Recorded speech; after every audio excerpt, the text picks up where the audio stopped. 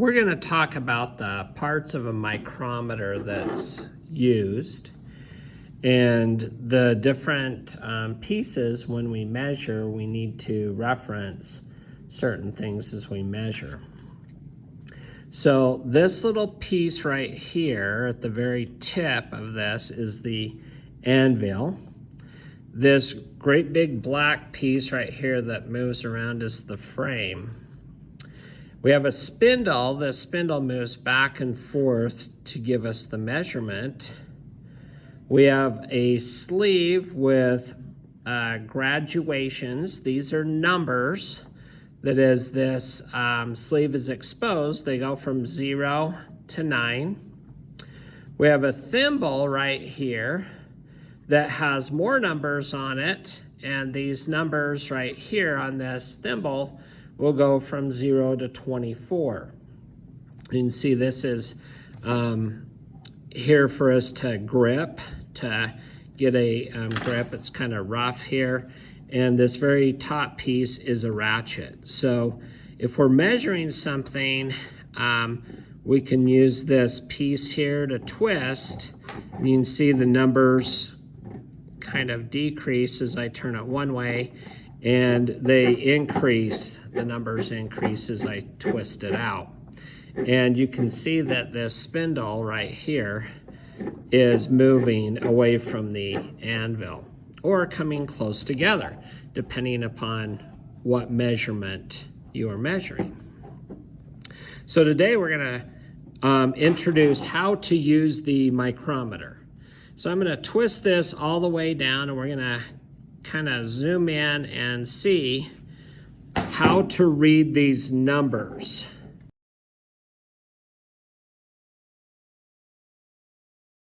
So these numbers right here on the thimble and sleeve are both 0. And you can see this line right here as it intersects with 0. And again, 1 starts from the top, and if I twist this all the way around, you'll see that there are numbers that increase all the way to 24.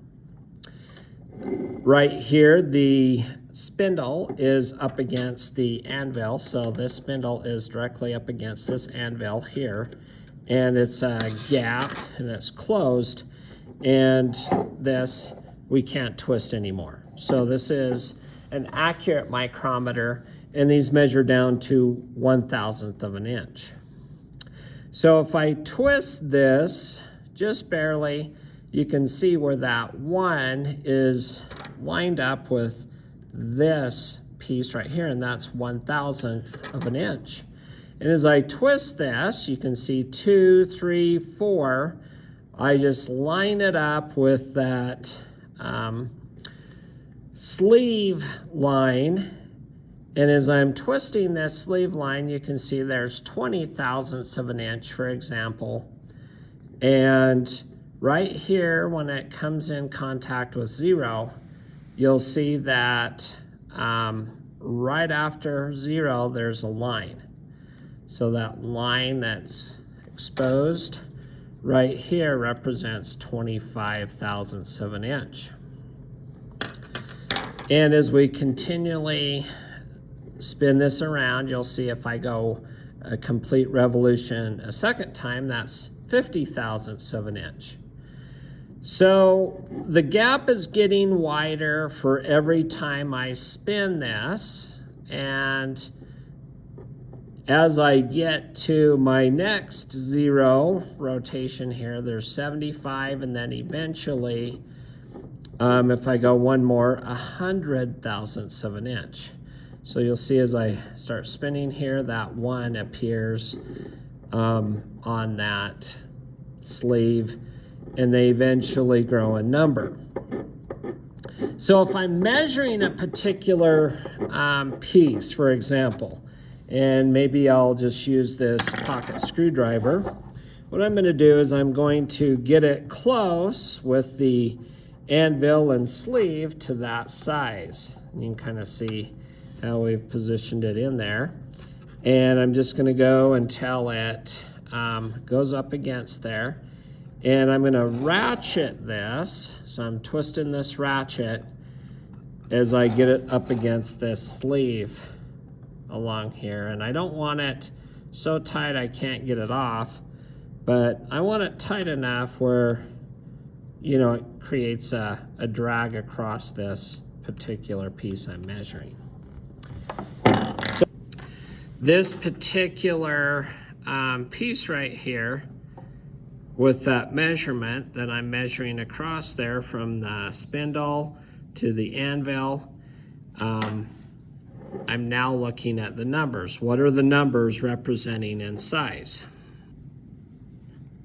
So you can see there's a 4 right there. So this 4 is represented of 400 thousandths of an inch. And then I'm counting up to 9 where that intersects across this sleeve with this line that goes across here.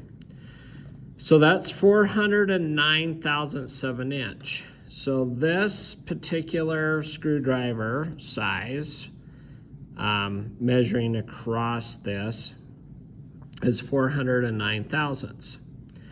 So they have these micrometers that measure from 0 to 1 inch. This is a 0 to 1 inch micrometer. There's some micrometers that measure 1 to 2 inch, 2 to 3 inch, 3 to 4 inch. And basically we're just measuring the outside diameter of something with this particular micrometer. So if I twist this down and pretend that I've measured something, I can do simple addition. We'll just make this kind of simple here. But I'm going to line this up here. And what we've got here is 325, 50, 50 plus our 20 is 370 thousandths of an inch. So that would be wrote down 0.370 thousandths of an inch. And I would make sure and compare that measurement to what the manufacturer specifications is. So this is a 3 decimal type micrometer. We have a decimal with 3 numbers after, and you can kind of see I just twist and move it accordingly to measure my components between the anvil face and the spindle right here, and I can get accurate measurements for my engine parts or brake parts or any type of parts that is used in automotive applications. The next type of micrometer here, you can see this one is the same right here. But one thing to add on this one is you can see this has a top scale. So this top scale here has some numbers that you can see right here with these lines. And so this takes it out to the 4th decimal. So I would look at my micrometer measurement and I would look at it the same. For example, 0.370. And then wherever the particular line intersects across here and matches up with the thimble line is with that number will be my last digit, so my 4th digit out. And so this measures down to the 10,000th of an inch.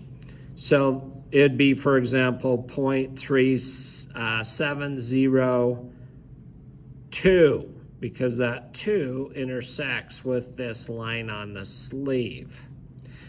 So if you're measuring down to 10,000th of an inch, you're going to use this top piece as an added number instead of just the three numbers representing 2 thousandths. And then this is the additional number into 10 thousandths of an inch. So how big is a thousandth of an inch? Most people are like, well, how big is a thousandth of an inch? So if I was to pull a hair out of my head, for example, and I was to take a measurement across that, my hair is about 2 thousandths of an inch. It's a little bit thicker and coarser hair, but you can see that there is a tiny, tiny gap there between this sleeve and the anvil, where it's very, very small and tight clearances. What is acceptable in the automotive industry? Well, the connecting rod, for example, the connecting rod bearing journal and the connecting rod itself is about 1/1000th of an inch. So this is about half the size of a hair, so these have to be really tight tolerances. Hopefully this gives you a better understanding how to read the micrometer. Know the names of the parts. The last thing that we did not discuss was the lock. This little piece right here, we just twist this, and when I twist it, it locks this thimble from turning. So once you take the measurement, you can lock it, remove it from the part. This keeps it from turning. If you have bad eyesight like me, for example, you can move this closer to your face to see what the measurements are. To unlock, we just twist it back. You'll hear a little click, and then we're free again to take another measurement and start measuring whatever part that we need to.